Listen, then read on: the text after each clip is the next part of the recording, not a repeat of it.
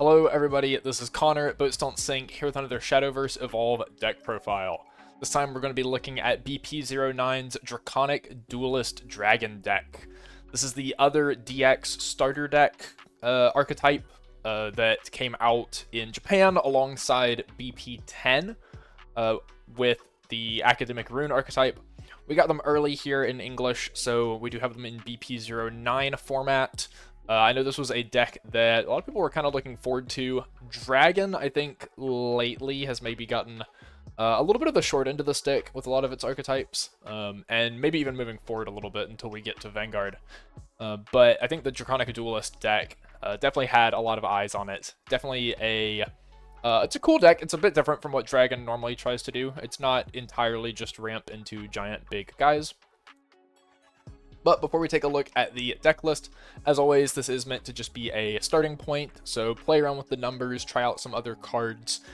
This is a very unrefined, just sort of list meant to get down the gist of what the Draconic Duelist deck is trying to do, and kind of lean into that as heavily as possible.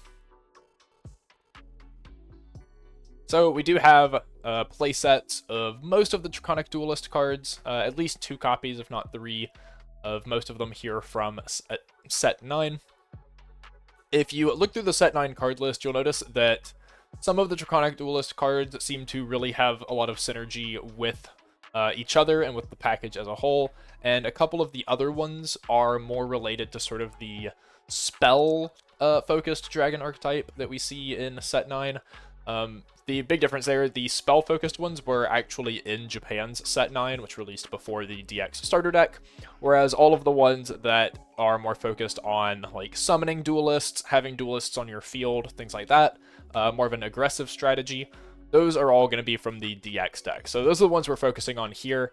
I don't think we're actually playing any of the other ones that came out in Japan's set 9. And then, of course, we also just have some classic Dragoncraft staples, Dragon Oracle, Blazing Breath, Draconeer, Forte, to sort of fill out our slots. The Evo deck, pretty simple here. We're playing 3 Romelia and then 2 copies of each of our other Evos, with 1 Azita Haka to go with the 1 base form that we have in the main deck. If you want to check out the deck log page for this, you can use the code in the bottom right, that is 3C91N, or you can use the link in the description. Taking a look at our breakdown here, we have 29 followers, 8 spells, 3 amulets. A little unusual for Dragon to be playing amulets nowadays, but we're bringing back Dragon's Nest from sort of the set 4 ramp days. Mostly a pretty low curve, 9 1-drops, 12 2-drops. It does sort of spread a little higher into the 4 and 5s than most of the decks I post, since we do have Forte at 4-drop, and then we have Pure Voice Dragoon and Conflagration at 5, sort of making those numbers a little heavier. But then we only have 3 cards above 5 cost, which a little unusual for Dragon as well. We're used to seeing, like, you know, play sets of things like either Genesis Dragon or just sort of big splashy threats, Israfil, things that are paying off from all of your ramp strategy. The ramp is not actually a primary part of this deck. It's mainly just because Dragon Oracle is kind of busted if you draw it on like turn 2 or whatever, or even play it on one of your turn 6 to go into overflow, and it can just get you really far ahead on play points. But this is a sort of aggro tempo style deck, so we're not as reliant on ramping into big threats as some of the Dragon decks have been. Taking a look at what we have, individual cards here. First up is Hypersonic Dragonute. This is a 1-cost 2/1. While there's another Draconic Duelist card on your field, this has Rush and Assail. So, of course, we do have a lot of Draconic Duelist cards in the deck. Plenty of followers that, worst case, if you play Hypersonic on turn 1, you can play a Duelist on turn 2, and her Assail is live if you need to kill whatever your opponent played. Or any of the later turns, turn 3, turn 4, so on. You can, if you already have another Duelist, or if you play a Duelist and then play Hypersonic Dragonute, she can Assail into something for 2 damage. And then her other effect is that Fanfare, if Overflow is active, you can pay 1 to search your deck for another Hypersonic Dragonute and summon it. which would then, of course, trigger that one's fanfare. So if all three of them, or if one's in your hand and the other two are still in your deck, once you're at overflow, you can pay one to get one, and then pay one to summon one from deck, pay one to summon one from deck, and you get all three hypersonic Dragonutes out. This can be a really good way to just sort of clear bodies. That's 6 assail damage, and since, you know, she is a Draconic Duelist, they're all going to see each other and all get rush and assail. So you're able to pretty easily just send damage into things. It also gives you a lot of Draconic Duelists entering your field, which is relevant for some of our other cards, mainly the Aftershock token that we'll take a look at later, to build up counters on it. Next up, we have a Blazing Breath. This classic removal spell. It's Angelic Snipe with extra text. So for 1 cost, quick timing, you can deal 2 to an enemy follower. It's great for just keeping aggressive bodies off the board early, things like Savage Swordsman or Beast-Faced Mage. And then at overflow, so 7 play points or higher, it deals 4 instead, which scales quite nicely just to answer some of the later game things you might have to deal with. Caradwins, Vengeful Orcus, anything like that. It does also answer the back side of the Celia Evo that has Storm. That's a 4/4 with Storm, so you can clear that. 4 is a really good number for 1 play point. It's easy to hold up, just to be able to threaten removal on something of reasonable size. Next, we're playing 3 Dragon's Nest. This card doesn't see as much play nowadays, since it is a bit slower. It's a 1-cost amulet. You can engage and sack it to heal 2, and then if overflow is active, you additionally draw a card. The main reason we're playing it here is because our Romelia, sort of the main legendary of the deck here, has an on-evolve effect that is a 3 damage removal effect if you have an amulet on your field. And unfortunately, the amulet that she herself creates only happens when she dies. So the only way you're going to be able to get that on-evolve effect for the first copy of her is if you have a Dragon's Nest already in play, or some other amulet, but really Dragon does not have the best suite of amulets to be playing, so Dragon's Nest gives us a little bit of heal just to answer some of the other decks, and once you get into the later turns, if you need more gas to sort of keep fueling all of your aggression, you can sack them to draw extra cards. So pretty solid card all around, and it's going to enable Romelia to get some extra removal in the early to mid game. Moving into our 2-drops, we have a Dragoon Scyther. This is a 2-cost 2/2 Bane. While there's another Draconic Duelist card on your field, this follower has Storm.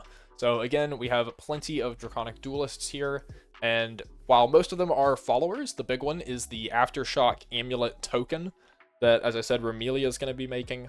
Once that's on board, it's very difficult to remove amulets in this format, so that is basically always your Draconic Duelist that you're going to have as your requirement for anything that just needs another Draconic Duelist on your field. So Hypersonic Dragonute, Dragoon Scyther, and a couple others that we'll look at as well.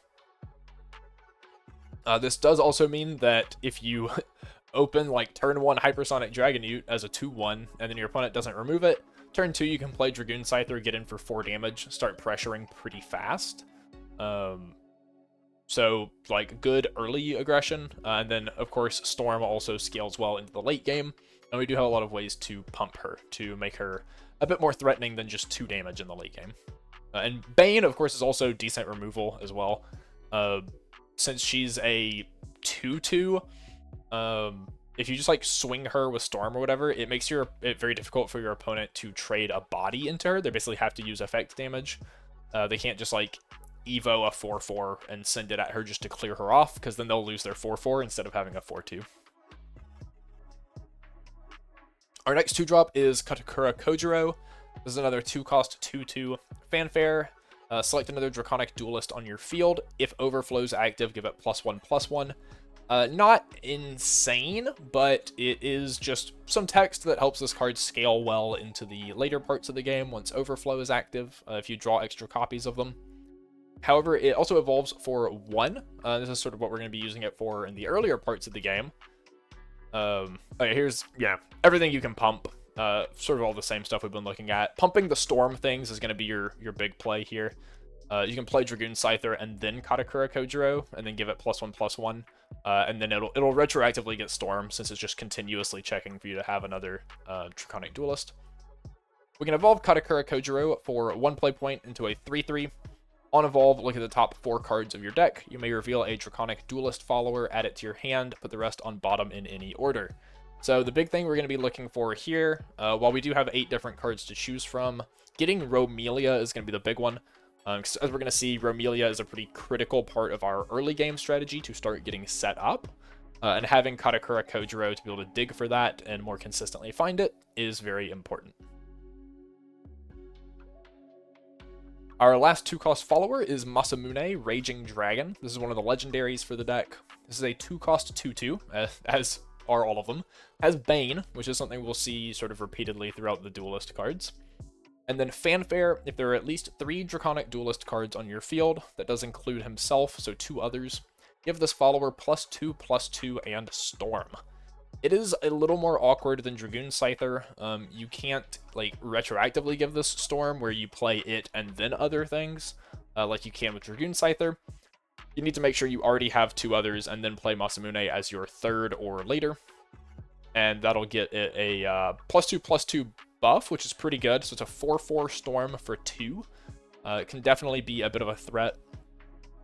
It also has Bane, which, similarly to Dragoon Scyther, makes a little bit of a pain to remove. You basically have to put damage removal into it, or else you're trading a body. And 4 can be a lot harder to remove than 2 in terms of damage removal. Again, lots of things that can be filling that at least 3 Duelist cards on field requirement. Aftershock being the big one, since it is an amulet and it's going to stick around a lot longer. But we'll also look at some later cards, some of our higher cost cards that summon other things from deck when we play them, which is going to very quickly be able to build these boards. And, you know, if you already have an Aftershock and then you play something that summons Masamune, that's your 3 right there. And you can basically just instantly cheat Storm out of nowhere to hit your opponent. Dragon Oracle, of course, as I said, just kind of a dragon staple. Being able to get ahead by a play point can be worth it a lot of the time, especially in games where you like go first. You can do whatever on turn 1, like Dragon's Nest, Hypersonic Dragon Newt, whatever. Turn 2, Oracle, and then turn 3, you get to evolve your Romelia for 4 play points total, or evolve a Draconeer for 4 play points total. And just sort of really get ahead on what your opponent, you know, is trying to do to like be able to respond to you, since you're just dropping things that are so much bigger than what they are. And it really matters once you get into your like 5, 6, 7 turns, while your opponent is still on 3, 4, 5. You get some really big just sort of tempo swings there that can matter a lot. Otherwise, you know, it's just here because it's here. Drawing a card off of it, not great. But it can get us into those just like big, powerful plays earlier, since a lot of Duelist's plays are not necessarily overflow reliant, but they want you to have enough play points to be able to get multiple guys out in a turn and just be able to sort of swarm your opponent with a lot of damage. Draconeer, Knuckle Dragon, 3-cost 3/3. Fanfare summons a Draconic Weapon token, which of course is an amulet that can engage, sack itself, give a Dragoncraft follower on your field +1 defense and the armed trait, and then evolves for 1 play point into a 4/4. On evolve, it deals 2 damage to an enemy follower. However, if you have another armed follower, it deals 4 instead. Having another armed follower is basically guaranteed as long as you just have another follower, since you can use the weapon to give your other follower armed trait, and then evolve Draconeer to deal 4. And 4 is going to be really good at answering opposing like 4/4s in the early game, like turn 3, turn 4, things like that. Answering like Caradwins, Nanyas, you know, 3/3s that evolve into 4/4 for 3+1 is like the super common stat line. So you'll run into just like infinite things even as more sets come out that Draconeer answers very cleanly. Now for our quote-unquote, I guess, boss monster of the deck. This isn't really how you're killing your opponent, but it is the most important card in terms of setting up our strategy. So this is a 3-cost 1/3 with Bane. Last words, if there's an Aftershock on your field, place a lightning counter on each Aftershock on your field. If not, summon an Aftershock. Aftershock is a 3-cost amulet token. Whenever a Draconic Duelist follower is put onto your field, place a lightning counter on this card. So we can get the counters either by Romelia dying or by any Duelist entering. Activated ability. If this has at least 5 lightning counters, you can engage this to give a Dragoncraft follower +2 attack. If this has at least 10 counters, you can engage this to destroy an enemy follower and deal 3 damage to its leader.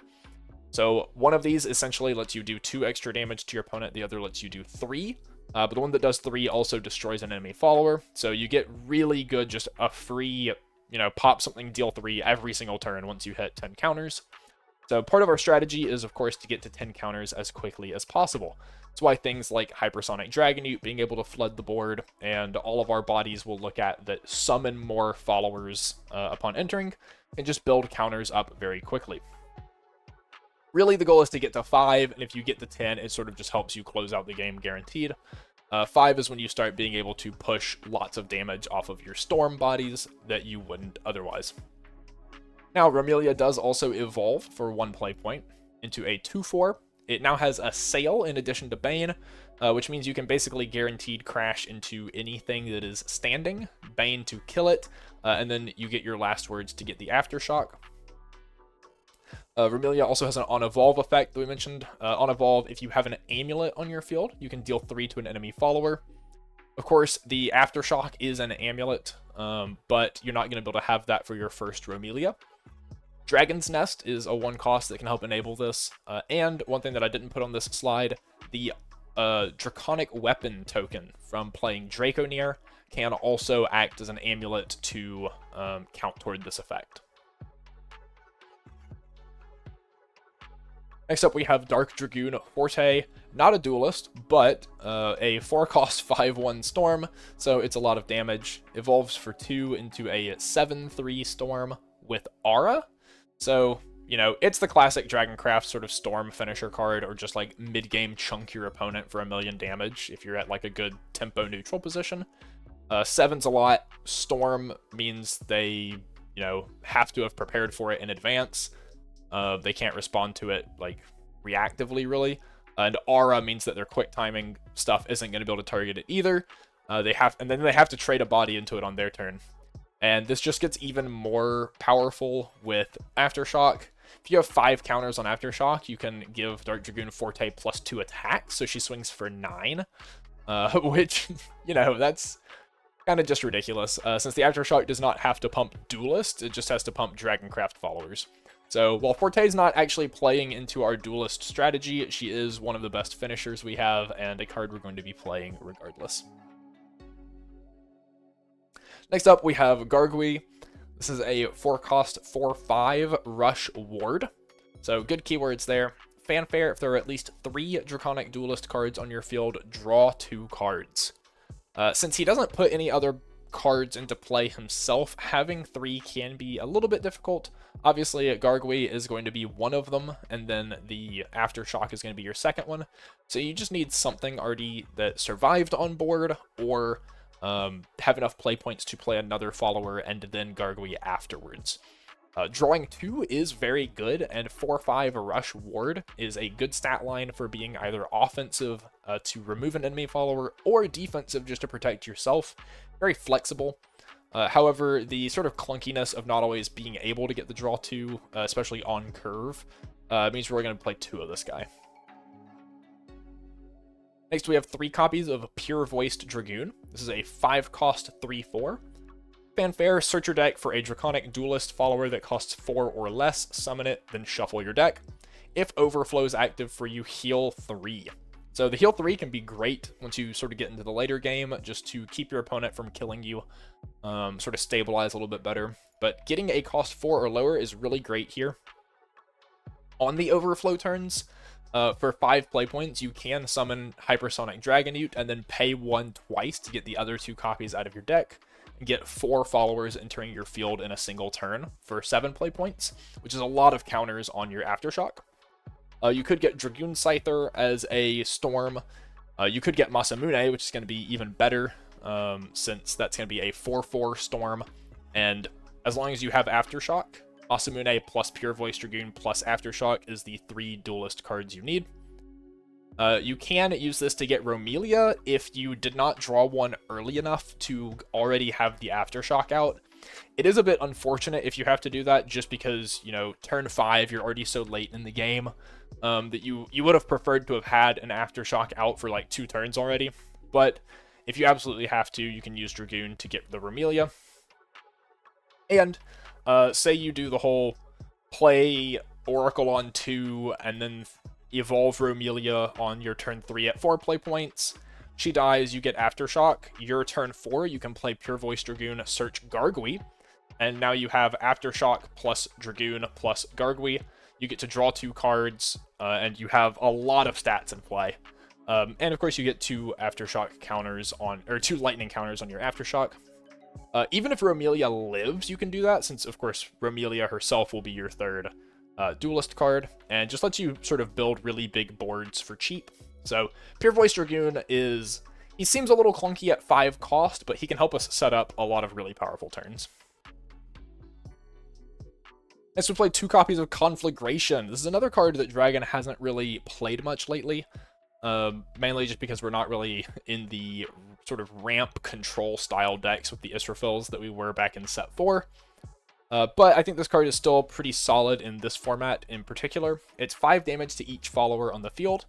It may seem counterproductive if you're popping your own followers with this, but I think in the matchups where you need this, your opponent has enough removal that your boards probably aren't sticking anyway, and you need the storm damage. So 5 damage is great because it answers Faust, and it answers most of the things that Faust can pump within his own deck. A single turn of Faust pumping something can only put himself to 5/5, or Caradwin to 5/5, or Riley to 4/5. So you are able to answer most things in that deck. And it's one of your only ways, really, to cleanly answer a turn where your opponent, say, plays Faust, gets Mirror, uses Mirror to reanimate Caradwin, Evo, Eternal Potion, get Riley, draw 2 cards, double clear on your board, and then end turn with 9/9 of stats. You need a good way to answer that, especially if they did it on like 5 going second for 5 total play points. You're going to need a cheap-ish way to respond. Conflagration gets you there. It is also good against some of the vampire decks that can go wide if they make a bunch of bats and start pumping them with Precious Bloodfangs. Maybe they already have a Vania on board. 5 damage to everything can just be a clean way to answer the board. Play 1 copy of Azidahaka. This is a 6 cost 5/6. Fanfare, you can turn 3 face-down evolved followers in your evolved deck face-up to destroy an enemy follower. I think this is like pretty reasonable in this deck, since we need like our Romelia Evo. Well, we don't even need the Evo, really. We want to Evo some to get set up in the early game, but not a lot of our win condition is actually reliant on our evolved followers. Forte, great, but Romelia, we don't necessarily need to evolve a ton.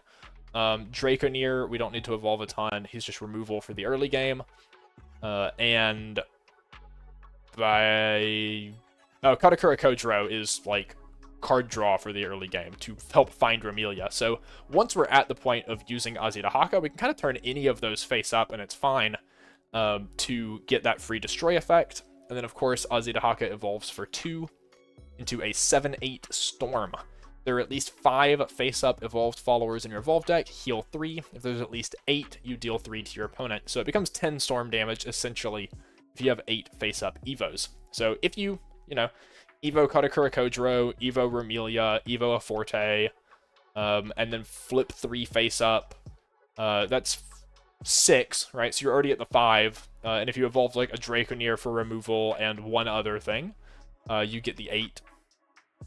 So not insanely easy, but also not something you're going to like flip something up and then go, oh no, I can't win the game now because I turned that Evo face up.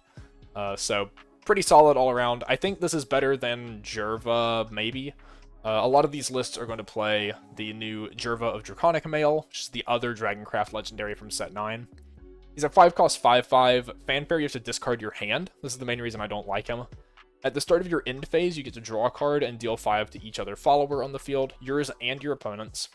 So it's essentially Conflagration in terms of clearing board, which is very good, I will admit. However, throwing away your entire hand, I think, is... it can make it difficult to close out games. He kind of is stuck in this weird spot where he wants to be a stabilization tool by clearing the board, but he also wants to be a finisher because you're not going to have any gas left afterwards. The Evo deals 5 to your opponent's leader, as well as all the followers on the field. But again, it's sort of just something where he wants to kill your opponent because he doesn't leave you with anything afterwards. Azidahaka leaves you with all of your resources still. So I think it is a better way to sort of finish your opponent, and you can play the conflagrations for the mid-game. If you did really want to play Jerva, you could play 3 Jerva over the 1 Azidahaka plus 2 conflagration, and then just cut the 3rd Romelia Evo, and of course the Azidahaka Evo to play 2 Jerva Evos. But I personally am not a fan of Jerva in a deck like this. And the last follower we're playing here, 8 cost 4/7 Poseidon. He is Marine, even though he has nothing to do with that archetype. He has Ward, so 4/7 Ward is a huge body. And then his Fanfare effect is similar to the Fumika from Idolmaster Cinderella Girls. Fanfare, search your deck for up to 2 Draconic Duelist followers with different names that cost 2 or less. Summon them, then shuffle your deck.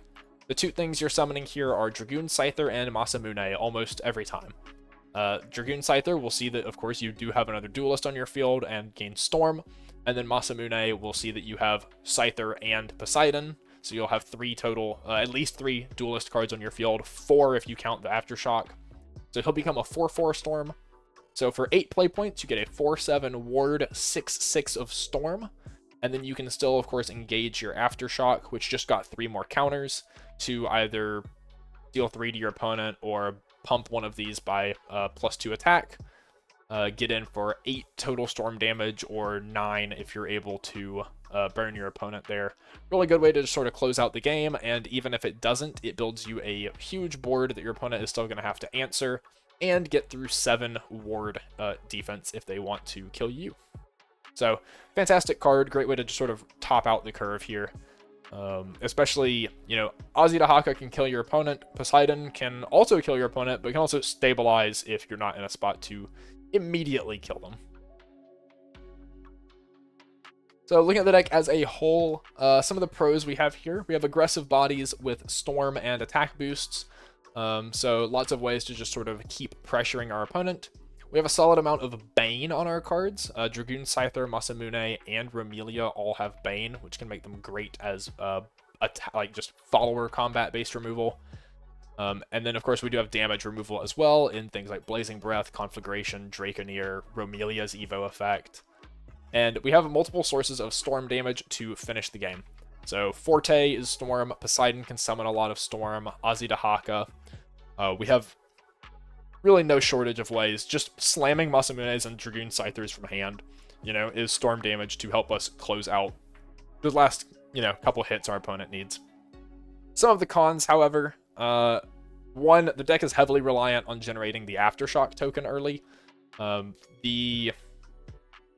Your numbers just aren't quite good enough without it. You really want that like +2 attack for a couple turns and then like that 3 damage burn. That can represent, you know, say you get 3 pumps off of the 5 counter effect. That's 6 extra damage that you got throughout the game that you just don't get if you don't see the Aftershock early enough to get counters on it. It could represent as much as like 13 to 15 damage potentially in games where your opponent's healing a good bit, and that is kind of the only way you're going to get around these decks that heal a lot like Earthright. The other issue is that the only real source of leader damage is through attacking. We do have a lot of Storm, but we don't really have any burn effects. So decks like, again, Earthright, or our opponent can just kill us with Ancient Alchemist triggers, or they can kill us with Faust burns, or instant poison burns, just sort of adding up over time, even if we have giant 4/7 wards like Poseidon. We don't really have any way to do that to our opponent. If they decide to put down a bunch of guard form golems and beef them up, we have to beat through them, or have to slam a conflagration or something. We don't have ways to just burn our opponent out. So here is the deck. Again, as I said, this is meant to just sort of be a starting point that features all of these duelist cards you'll want to play. The exact numbers you play and sort of how you round out the extra parts of the deck, completely up to you. play around with it, play test, sort of figure out what stuff you like best. This did release alongside set 10 in Japan and saw moderate success there. So this deck will still be viable for at least a couple more sets, and I believe gets more support even in like set 13. So definitely something to keep an eye on for the future. Here is the Evo deck once again, and as I said, if you wanted to fit Jerva, that third Romelia Evo is not entirely necessary, so even in this list, you can make that a third Katakura Kojiro, or a third Draconeer, or a third Forte, if you prefer those instead. If you want to check out the deck log page, that is 3C91N, or you can use the link in the description as always. And of course, thank you for watching. I apologize that we had a gap here with no videos going on. I had sort of an impromptu trip back to Japan that I had to make, and did not have time to record and upload some videos in advance for scheduled uploads. So now we're back. Now we're back on the grind, getting these videos out.